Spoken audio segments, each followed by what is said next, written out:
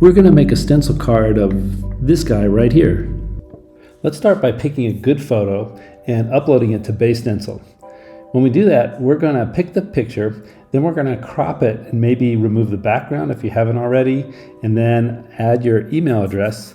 And when you do that and click submit,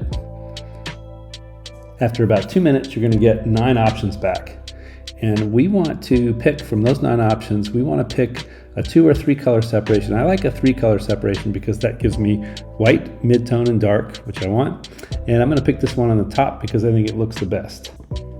Now, if you like what you see, you can buy the SVGs. This unlocks the stencil for you to download in any configuration you like.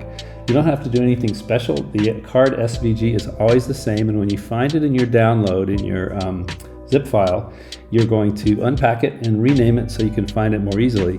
So in Design Space, you just upload the image and you browse to the place where you downloaded it and you drag it in, and that's it. Add it to your project, and then you're gonna resize it so that it fits on your long mat, and make sure that your cardstock is also long enough to print the whole card.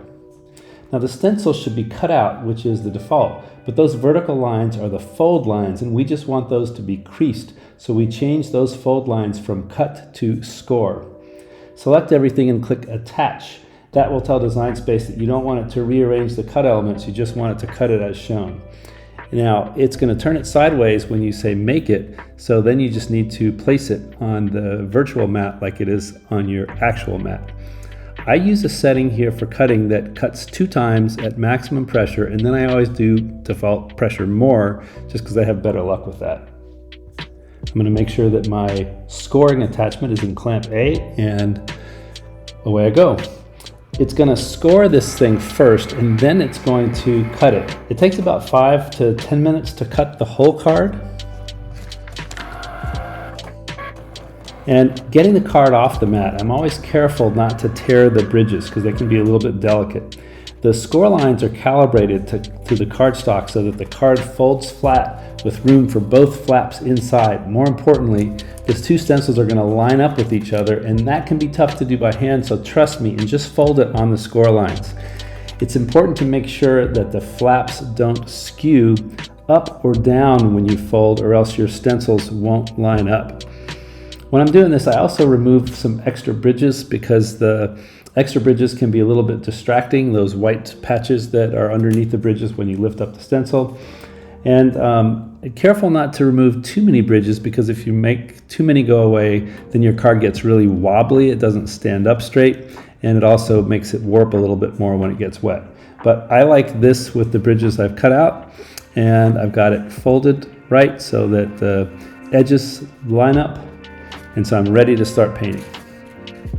I paint with acrylic paint here. I've used a mid-tone layer and a dark layer on top of the white. And the mid-tone layer is going to be kind of like an antique pink, and the dark is going to be a navy blue. You can use ink, you can use spray paint, you can use watercolor paint, you can use even pastels or markers. The one thing you want to make sure to do is that when you go to apply the paint to the stencil, you're going straight up and down, that you're not leaving any paint, wet or otherwise, underneath the stencil. You want the paint to go all the way to the edge of the stencil so you see a nice clean edge, but you don't want to go underneath. That's why I'm going straight up and down every time. Once I've got this layer done, I'm obviously going to let it dry a little bit before I paint the next one. And then the dark layer is what's going to add the pop. It's going to add a lot of relief to the area around the eyes, nose, and mouth. And I think you're going to like the result. Again, I'm going to go straight up and down every time and make sure that the paint goes all the way to the edge of the stencil, but not underneath it. You can use these stencils as many times as you want. That's what I like about it. We're going to, in a few minutes, we're going to actually paint this with spray paint so you can see how the same stencil can be used for both dabbing and spraying. Now there's just a couple of places where the bridges show through that I want to fix up. So I'm going to take a regular brush and use my acrylic paint and just dab in those bridges so that they're covered up. Great, now let's take it outside and see what we can do with it. Okay, so we got something great for the refrigerator. Now let's do something for the outdoors.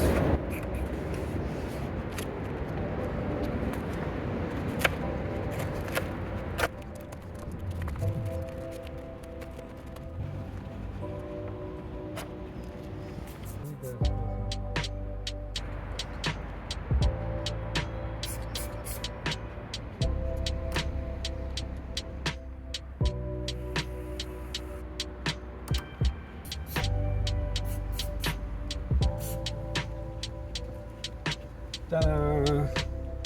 I think this version came out a little bit better than the refrigerator version because I cut the bridges, I cut the extra bridges out on the stencil before I painted this one, and I think it was quick and easy.